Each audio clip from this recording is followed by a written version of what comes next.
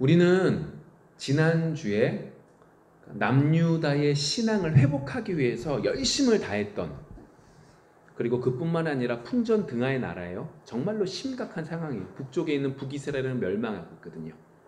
그것도 철저하게, 잔인하게, 그것을 눈앞에 목도하고 있는 그 풍전 등하의 상황 속에서도 열심을 다했던 사람 누구였죠? 히스기야 왕에 대해서 살펴봤습니다. 열심이 필요 없다는 것이 아닙니다. 열심이 너무너무 귀했습니다. 그런데 이 이사야서에서도 그 말씀에 대해서 나오고 열왕기에서도 나오는데, 역대하에서는 그 모든 것들이 궁극적으로 누구 때문에, 누구의 은혜다? 하나님의 은혜다 라고 말씀하고 있는 거죠. 하나님께서 붙잡아 주셨기 때문에, 하나님이 간섭해 주셨기 때문에 그가 그렇게 함 속에서 열매를 맺을 수 있던 것이지, 하나님이 은혜를 베풀어 주시지 않고 붙잡아 주시지 않고 간섭해 주시지 않았으면 그 사람은 무너져 내릴 수밖에 없었다 라고 하는 것을 우리는 지난주에 살펴봤습니다. 맞습니다. 무조건 열심을 다했다고 해서 무조건 결과가 좋습니까? 아니에요. 정말 아니에요. 좋은 씨를 받았어요. 많이 물을 줬어요. 영양분을 많이 줬어요. 그렇다고 해서 언제나 좋은 열매를 맺느냐? 아니에요. 햇빛의 역할, 인간이 어쩔 수 없는 겁니다. 비가 막 내립니다. 어쩔 수 없습니다. 사람은 아무것도 할 수 없습니다. 오직 하나님이 그 모든 것들을 키우시는 거죠. 그것들을 생각해 보시면 하나님이 정말로 은혜를 베풀어 주시고 환경을 붙잡아 주셔야지만 열매도 맺을 수 있구나 라는 걸 우리는 농사를 통해서도 쉽게 볼 수 있습니다. 문제가 있어요. 인간이 이것을 잊어버립니다. 이게 문제예요. 그러니까 그냥 잊어버리는 게 아니라, 하나님 도와준 걸 잊어버리는 정도가 아니라, 하나님이 도와준 건 잊어버리고 내가 무엇인가 한 것이 보이기 시작한다는 거죠. 내가 이것을 했기 때문에 이것이 원인이 돼서 이러한 열매를 맺었다 라고 이야기를 합니다. 내가 열심히 낸 것만을 생각해서 다른 사람들한테 얘기하죠. 너도 기도 열심히 해봐. 그러면 기도의 열매가 맺어져. 하나님 분명히 역사하신다. 내가 기도를 열심히 했더니 기도의 열매가 맺어졌어. 하나님의 나라를 위해서 열심을 다했더니 하나님이 나한테 모든 걸 해줬어 라고 하는 이야기를 한다는 거죠. 이 말이 잘못됐다는 거 아닙니다. 그렇지만 이것이 내가 열심을 다한 대가가 아니라는 거죠. 이건 역시 하나님의 은혜라는 걸 알아야 되는 게 우리 그리스도인들의 모습입니다. 그러한 것들 속에서 우리가 지난주에 중요한 부분이 있었습니다. 다른 어떤 것보다 중요한 것은 이 얘기죠. 히스기야가 내가 한 것이 보이기 시작했어요. 하나님의 간섭이 잠깐 내려놓으니까, 하나님의 간섭이, 하나님이 역사하시면 은혜 내려주시면 잠깐 벗겨나가니까 자기 혼자 자기 자랑에 들떠서 다른 사람들에게 그 자랑, 우리나라의 위대함을, 나의 대단함을 자랑하기 시작합니다. 그렇다고 해서 그의 입술 속에 하나님의 이름이 없었을까요? 있었을 겁니다. 여러분, 여기서 오해하지 마십시오. 하나님의 이름을 말했을 겁니다. 그러나 그의 마음은 하나님을 잊은 거죠. 여러분, 입버릇처럼 하나님이라고 하는 말할 수 있습니다. 그런데 그것은 진짜 하나님께 영광 돌리는 것이 아닐 수 있음을 우리는 우리의 모습을 통해서 너무 잘 보지 않습니까? 하나님 감사합니다 말을 하는데 1초도 안 돼서 어떻게 해요? 입이 이만큼 나오는 게 우리 모습이죠. 그게 왜 그런 거예요? 입으로만 한다는 거예요. 자, 여튼 그러한 것들 속에서 결국 이사야 선지자를 통하여 히스기야는 무서운 예언을 듣습니다. 너희 나라 망한다. 네가 보여준 모든 재물 바벨론에 간다. 너희 아들 중에 환관이 될 사람이 있다라고 하는 얘기를 합니다. 히스기야는 지금까지 열심을 다했던 이유는 딱 한 가지입니다. 무너져 내리는 우리 유다를 다시금 회복시키리라. 그런데 하나님의 예언은, 하나님께서 말씀하신 말씀은 뭐예요? 망한다. 곧 망한다. 내가 지금까지 했던 그 모든 노력이 숲으로 돌아간 겁니다. 근데 뭐라고 그러죠? 여호와의 말씀은 선하십니다. 여러분, 중요한 걸 깨달은 겁니다. 여러분, 이렇게 말했다고 해서 히스기야가 더 사는데, 이 말이 있은 이후에 더 사는데, 더 사는 그 삶 속에서 아무것도 안 했을까요? 열심을 다했습니다. 수도도 저수지도 만들고 여러 가지 일들을 했습니다. 근데 그럼에도 불구하고 그는 이 고백을 합니다. 무슨 고백이요? 내가 잘나서가 아닙니다. 하나님이 옳습니다. 무조건 하나님이 맞습니다. 무조건 하나님이 맞습니다. 이 고백이 지난주 말씀 속에 우리에게 있어서 정말로 중요한 부분이었죠. 왜요? 히스기야 인생의 전부 속에 그 고백이 어떤 고백보다 가장 중요했거든요. 여호와의 말씀을 선하십니다. 하나님의 은혜입니다. 무조건 하나님이 옳습니다. 이것이 우리의 인생의 결론이 되어지기를 원합니다. 무너질 수 있어요. 모든 것들 속에 완전히 망가질 수 있어요. 그렇지만 누구가 옳으세요? 하나님께서 옳으십니다. 마음에 되뇌이시기를 소망합니다. 그러한 가운데 이번 9월달 암송 말씀이 뭐예요? 이는 만물이 누구에서부터? 주에게서부터 나오고 주로 말미암아 주에게로 돌아갑니다. 모든 것들이 주님 때문입니다 라고 하는 고백을 하는 거죠. 제가 왜 지난주 말씀들을 이렇게 자세하게 설명하고 이번 구절을 말하냐? 지난주 히스기야가 말했던 그 고백이 신약에 있는 우리의 고백으로 바뀌면 이 고백이 되는 거죠. 주님께로 시작됐고 주님으로 진행되고 주님으로 끝납니다. 우리의 인생이 우리의 삶 속에서 이 고백이 우리의 고백이 되어지기를 원합니다. 이번 한 달 동안 이 은혜가 우리에게 넘쳐지기를 원합니다. 로마서는 크게 두 가지 부분으로 나뉠 수 있는데 1장부터 오늘 보았던 11장 36절까지 1장부터 11장까지가 첫 번째 부분인데 이 부분은 교리적인 부분들입니다. 그러니까 교리적인 것이 필요 없는 것이 아니라 이 교리적인 형태가 잡혀져야지 그 가운데 바른 신앙을 가질 수 있기 때문에 바울은 로마에 있는 성도들에게 이 교리적인 것들을 먼저 가르쳐 준 거죠. 그리고 12장에서 15장까지 16장까지는 실천적인 것과 마지막 결론적인 부분들로 나뉘어져 있습니다. 지난 8월 달에 관련되는 내용이 8월 달 암송 구절 영적 예배에 대한 부분이 12장 초입입니다. 다시 말하면 우리는 어떻게 살아가야 되는 거예요? 영적 예배를 드리며 하나님께 감사하며 하나님의 은혜를 구하고 하나님이 모든 것들의 주인인 것을 고백하며 살아가는 삶을 살아가야 되는 거죠. 자, 그러한 것들이 지난주 말씀이었다면 오늘 이제 함께 볼 11장 이 마지막 부분은 1장부터 11장의 내용들의 결론적인 부분입니다. 찬양하는 부분이죠. 1장부터 11장의 내용들 가운데 로마서 1장부터 8장의 내용들을 보시면 뭐에 대한 얘기를 하냐? 교리적인 내용이라고 했잖아요. 그러니까 교리적인 내용들 가운데 우리 기독교에서 가장 먼저 시작해야 될 부분이 뭐예요? 죄에 대해서 알려줘야죠. 여러분, 사람은 죄인인 것을 모릅니다. 우리는 잘한다고 생각해요. 우리 그리스도인들도 마찬가지입니다. 하나님을 중심하고 하나님의 뜻대로 살려고 몸부림치지만 우리는 대다수가 아니라 우리는 대부분의 삶을 우리가 주관이 되었고 우리가 원하는 대로 성경을 보고 우리가 보고 싶은 대로 성경을 봅니다. 성경조차도 그렇게 보는 것이 우리이죠. 이 죄라는 놈이 너무너무 강성합니다. 이 죄의 결과는 죽음밖에 없는데 우리는 죽을 수밖에 없는 죄인인데 어떻게 돼요?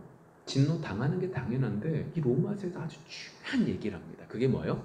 믿음으로 의롭다 한다. 믿음으로 의로움을 받았다라고 말하는 거죠.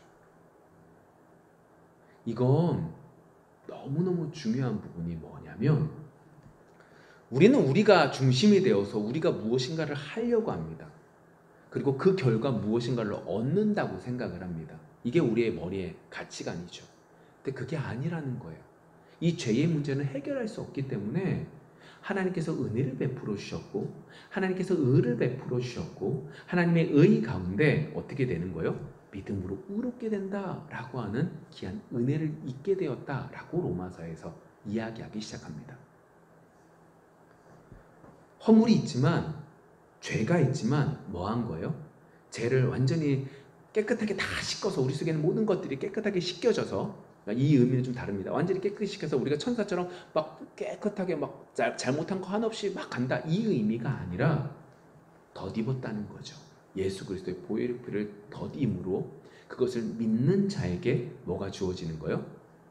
하나님의 의가 주어져 하나님의 백성이 된다라고 하는 거죠. 예수 그리스도의 보혈의 피로 하나님 앞에서 하나님 성부 아버지께서 우리를 의롭다라고 말씀해 주시는 것이다. 그리고 그것을 믿는 자에게 구원이 있다라고 말씀하고 있습니다. 그래서 뭐라고 말하냐? 죄인인 것을 깨닫는 게 은혜인 거예요. 우리가 어저께랑 그저께 기하게 야훼를 끊어나고 수련을 갔다 왔지만 그 가운데 너무 많은 자연들을 보고 너무 즐거움을 누렸지만 그 가운데 우리는 뭘 보는 거예요? 우리의 죄악의 모습들을 볼 수 있어야 되는 거죠. 아, 좋다, 오늘은 참 즐거웠다, 끝, 이까지 느끼는 것이 아니라 더 느끼는 거죠. 하나님이 이 모든 우주 만물을 주관하시고 주관하셔서 하나님의 뜻대로 이 모든 것들을 관리하고 계시는데 우리는 어떠한 삶을 살았는지, 우리가 어떠한 죄인인지 묵상하는 거죠. 그리고 그 죄의 깊이를 알면 알수록 어떻게 되는 거예요? 은혜가 더욱더 커지는 겁니다. 이제 그러한 내용들이 1장부터 8장의 내용들입니다. 근데 9장에 들어서 무슨 얘기를 하냐? 이제 그러면서 유대인, 그러니까 하나님의 은혜를, 예수 그리스도의 십자가를 버려버린 그 유대인들에 대한 얘기를 합니다. 이들이 원래 원가지인데 어떻게 되는 거예요? 잘림을 당한 거예요. 그래서 접붙임을 받은 사람들이 누구예요? 이방인들이죠. 그게 우리예요. 우리는 자랑할 게 있어요, 없어요? 없어요.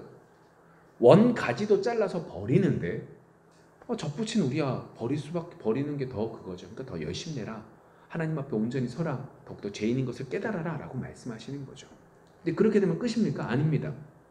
그것처럼 또다시 버려진 그 원가지들 가운데 남은 자들은 어떻게 되는 거예요? 그들 역시도 다시금 하나님의 자녀가 되는 거죠.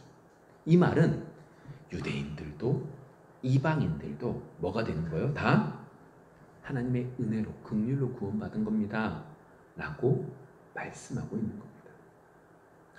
이 정말로 엄청난 하나님의 말씀들을 정리한 게 누구예요? 바울입니다. 엄청난 인물이죠. 그런데 이 바울이 오늘 뭐라고 그래요? 깊도다. 하나님의 지혜와 그 지식의 부요함이 깊도다, 헤아릴 수 없다 라고 이야기를 하고 있는 겁니다. 그게 오늘 우리가 읽었던 성경 본문, 이 말씀들 속의 시작점, 이 전에 있었던 33절의 이야기서부터 시작을 합니다. 제가 얼마 전에 아니죠, 언젠가 이제 영상을 보는데 장기를 두는 영상인 거예요. 어떤 사람이랑 이제 장기를, A라는 사람의 B랑 장기를 막 두는데 A라는 사람이 일방적으로 막 죽는 거예요. 막 모든 장기알들이 척척척 다 죽어가요. 그래서 그냥 일이 끝나나 보다 싶은데 한순간에 반전을 해서 왕을 딱 잡더라고요. 한순간에 끝나대요. 정말로 와, 대단하다 싶은 사람이었어요, 영상에 나오는 사람이. 근데 그런 것들을 보면 참 그렇잖아요. 게임 룰을 조금 더 알고 좀 더 몇 수 앞에 저 사람이 어떻게 둘 것이다 라는 걸 생각해서 몇 수 앞을 보는 사람을 명인이라고 부릅니다. 그걸 많이 보는 사람을 명인이라고 부르고 대단하다고 얘기합니다. 그냥 한낱, 이렇게 말하면 죄송하지만 한낱 게임의 룰을 조금 더 많이 알고 더 많은 것들을 앞을 나간다고 해서 그 사람을 명인이라고 보고 대단하다고 말합니다. 정말로 지혜롭네 라고 말을 합니다. 근데 그 사람보다, 그러한 사람들과 비교할 수 없는 너무나 기품이 그 속에 있다라고 오늘 바울이 얘기하고 있는 거죠. 33절 이렇게 시작을 하죠. 깊도다, 하나님의 지혜와 지식의 풍성함이요. 깊은데 그게 뭐냐? 하나님의 지혜와 지식의 풍성함이다 라고 말을 합니다. 그의 판단은 헤아리지 못할 것이며 그의 길은 찾지 못할 것이로다. 여기서 이제 하나님의 지혜라고 말하는 건 영원한 지혜에 관련되어 있는 거랍니다. 그리고 여기서 말하고 있는 지식이라고 말하는 건 이 단편적인 사물에 관련되는 지식이라는 거죠. 그러니까 이걸 종합해보면 이런 겁니다. 하나님의 크신 계획, 그 지혜 가운데 지식이라는 것은 그 가운데 이러한 일들을 진행해가는 그것들, 그 속에 있는 것들을 지식이라고 표현한다는 거죠. 근데 하나님의 크신 계획 그리고 그 안에 이끌어가신 그 모든 것들이 어따고요? 깊다라고 오늘 성경 본문 바울은 이야기하고 있습니다. 여러분, 이 말은 우리가 좀 잘 보셔야 됩니다. 옛날 2000년 전에 바울이 볼 때 이렇게 말한 거지. 2000년 지난 여러 가지 과학도 발달하고 여러 가지 실력도 늘어간 지금 모든 것들을 측량하는 것들이 가능해지는 지금 시대의 사람들은 다릅니다 라고 말할 수 있는 거죠. 근데 그러한 부분이 아닙니다. 오늘 이 말은 우리가 잘 봐야 될 것은 하나님께서는 지금 이 말씀 이렇게 말하고 있는 거죠. 이사야서 45장 15절 이렇게 말합니다. 구원자 이스라엘의 하나님이여 진실로 주는 스스로 숨어 계시는 하나님이시니이다. 자, 오늘 좀 전에 바울이 이렇게 말합니다. 하나님의 지혜와 그리고 지식의 풍성함, 이게 깊다라는 거 하는 거예요. 이걸 우리는 단순히 보면 이 깊음이라는 건 시대가 2000년 지난 지금은 그나마 하나님에 대해서 많은 것들이 축적되어져 있고 과학적인 것도 많이 발달되어져 있으니까 하나님에 대해서 그때보다 훨씬 더 깊이 잘 알 수 있다라고 오해하시면 안 된다는 겁니다. 이 말은 이 말입니다. 하나님께서는 어떻게 하신다? 숨어 계신다. 어떠한 면에서 사람이 측량할 수 없게 뭐하고 계시다? 하나님께서 숨어 계신다. 여러분, 아무리 사람이 발달하고 발전한다고 해서 하나님의 지혜와 지식을 측량할 수 없습니다. 왜요? 하나님은 숨겨두셨거든요. 왜요? 너무나 거대하고 너무나 크시기 때문에 사람은 헤아릴 수 없기 때문에 숨겨두셨거든요. 여러분, 지구가 우리가 생각하는 것보다 훨씬 더 빨리 돌고 있습니다. 그래서 그 빨리 도는 소리가 너무나 크답니다. 근데 사람의 귀는요 너무 큰 소리를 듣지 못한답니다. 그래서 우리가 살아남을 수 있는 거죠. 그것이 사람입니다. 하나님은 너무나 크신 계획이 있어서 그것을 숨기십니다. 그 숨기신 것 속에 우리는 하나님의 은혜를 알아가야 됩니다. 여기서 문제가 하나 있습니다. 분명히 하나님께서 하나님의 크신 계획이 있고 하나님의 크신 뜻이 있는데 우리는 그것을 헤아리지 못하죠. 근데 우리는 어떻게 생각하냐? 나 하나님 다 알아 라고 얘기한다는 겁니다. 우리가 알고 있는 알량한 하나님에 대한 지식으로. 우리 이사야서 45장 9절과 10절 말씀입니다. 이렇게 쓰여져 있죠.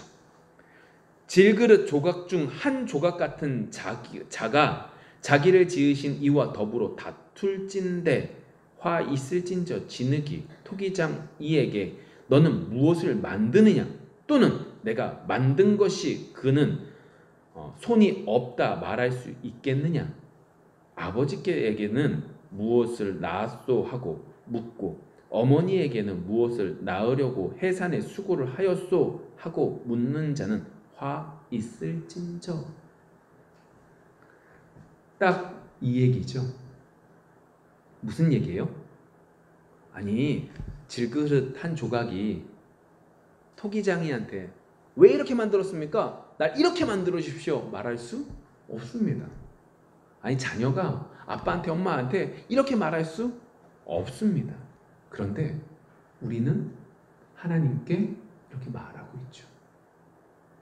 내가 일평생 하나님에 대해서 알게 된 그 알량한 지식들로 하나님이 이런 분이라고 말하고 교만의 극치로 살아가는 것이 우리라는 겁니다. 그게 죄인이고 그게 우리 자신인 것을 오늘 성경 속에서 말하고 있습니다. 왜요? 하나님께서 하나님의 지혜와 지식을 뭐 하신 거예요? 숨기셨어요. 뭐라고요? 숨기셨어요. 숨기시니까 사람이 뭐라고 그러는 거예요? 숨긴 건 모르고 내가 잘났다고 얘기해서 하나님에 대해서 다 알량하게 다 안다고 말하고 있는 거죠. 자, 그러면 여러분 질문입니다. 하나님이 숨기셨습니다. 그러면 끝입니까?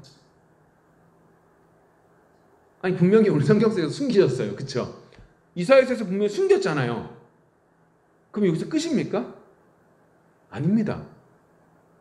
하나님께서 숨기셨는데 하나님께서 계시를 해주셨죠. 하나님께서 보여주셨습니다. 그게 누구예요? 예수 그리스도. 예수님께서 십자가에 못 박혀 돌아가시고 그 예수님의 십자가를 통하여 세상 사람들은 알지 못하는 그 숨겨진 것을 우리는 성령의 은혜로 깨닫게 해주시는 거죠. 하나님에 대해서 조금씩 성령을 통하여 알아갈 수 있게 해주시는 겁니다.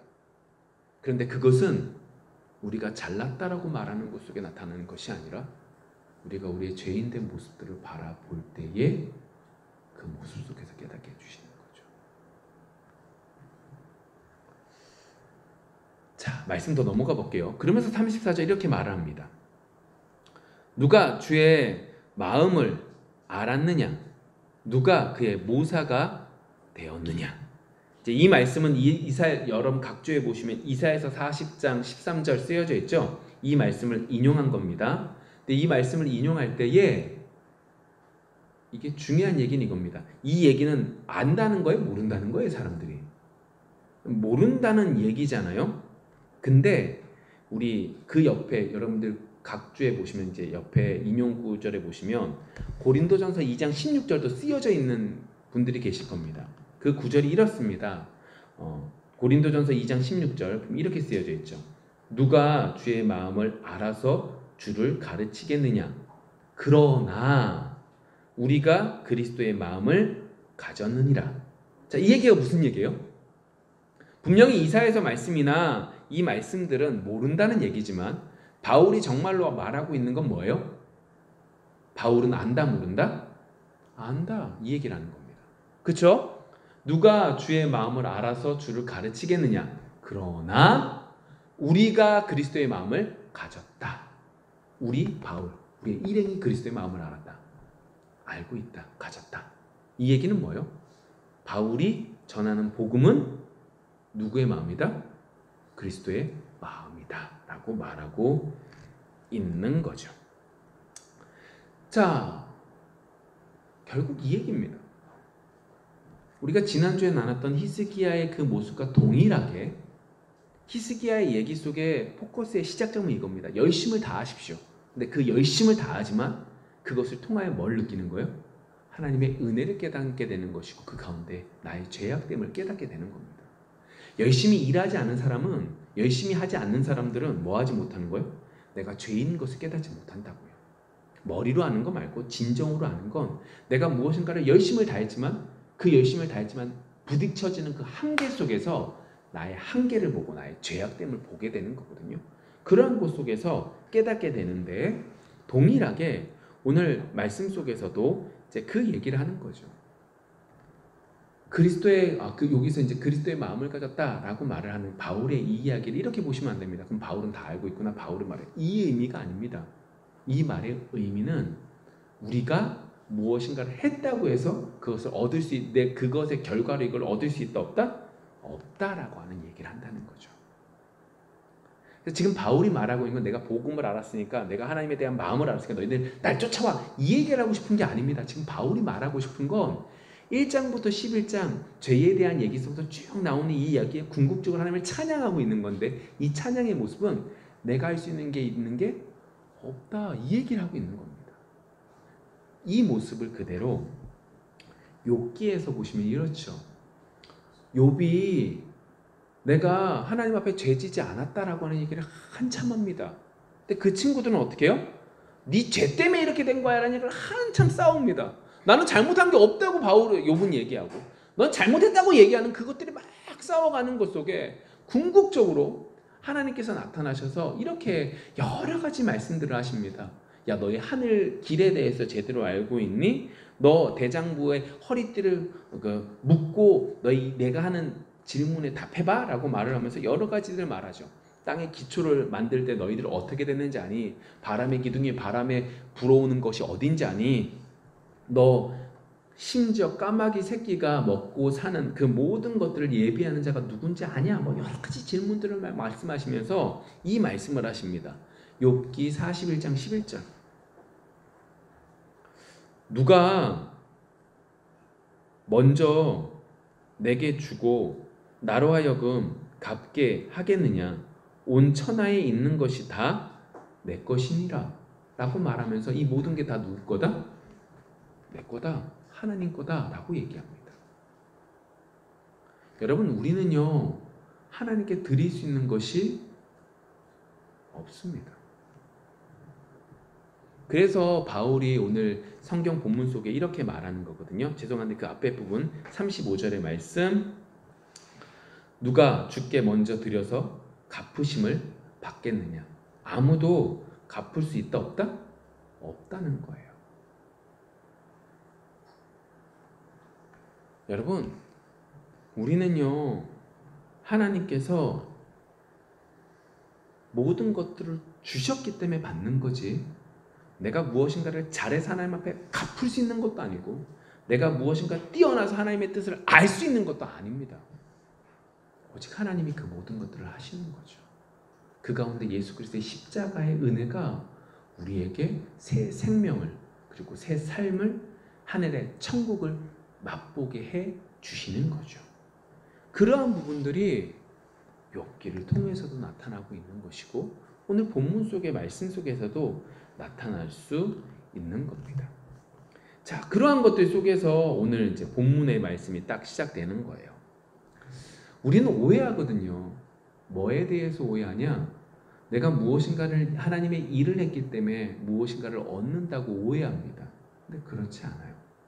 오늘 말씀이, 오늘 결론적인, 우리가 요번 9월달의 말씀으로 나눌 것이지만 오늘 33절부터의 찬양의 결론과도 같은 부분입니다. 이렇게 시작하죠. 이는 만물이 주에게서 나오고 주로 말미암아 주에게로 돌아갑니다. 맞습니다. 우린 무엇 하나 하나님께 드린다 해서 그것이 하나님이 주시지 않은 것이 하나도 없습니다. 마치 지난주에 히스기야가 고백했잖아요. 내가 열심을 다해서 우리나라 멸망을 당하지 않게 해서 몸부림쳤지만 그건 내 생각이고 하나님의 뜻이 무조건 맞습니다. 그걸 알았다고 해서 히스기야가 막 살아요? 아니요. 최선을 다하며 삽니다. 최선을 다할 때 내 한계를 보기 때문에 그 한계 속에서 하나님께 납작 엎드릴 수 있기 때문에 더 최선을 삽니다. 그것과 마찬가지로 오늘 우리의 고백은 이 고백이 돼야 되는 거죠. 우리가 이렇게 있을 수 있는 건 예수님 때문입니다. 예수님 아니셨으면, 예수 그리스도의 십자가가 아니었으면 우리는 세상 사람들과 마찬가지로 영적으로 죽은 자의 삶을 살아갈 수밖에 없습니다. 마귀의 노예로 살아갈 수밖에 없습니다. 우리가 예수 그리스도로 인하여 새롭게 새 삶을 받았는데, 새 사람이 되었는데, 이 새 삶도 예수님으로 말미암아 살아갈 수 있습니다. 우리가 우리의 삶을 살아갈 때 우리의 제약의 모습을 바라보며 낙심될 때 예수 그리스도를 더욱더 의지할 수 있게 되는 거죠. 그리고 우리는 주에게로 돌아갑니다. 예수님께서 예배하신 저 천국으로 나아가게 되죠. 예수 그리스도를 의지하고 나아가기에, 그것이 의가 되기에 믿음으로 나아갈 수 있게 되는 거죠. 이건 역시 하나님의 은혜로 되어지는 거죠. 여러분, 이러한 자들이 고백하는 고백이 그 뒷부분입니다. 36절 하반절 읽겠습니다. 시작. 그에게 영광이 세세에 있을지어다. 아멘. 그에게 영광이 세세에 있을지어다. 아멘. 여러분, 이번 한 주 이 은혜가 넘치기를 원합니다. 예수님으로 시작된 인생, 예수님으로 진행하고 예수님을 말미암아 예수님으로 끝까지 나아갈 수 있는 우리가 되어 우리의 입술의 고백이 주님으로 계속해서 진행되어질 수 있는 우리 모두가 되어지기를 소망합니다. 기도하겠습니다.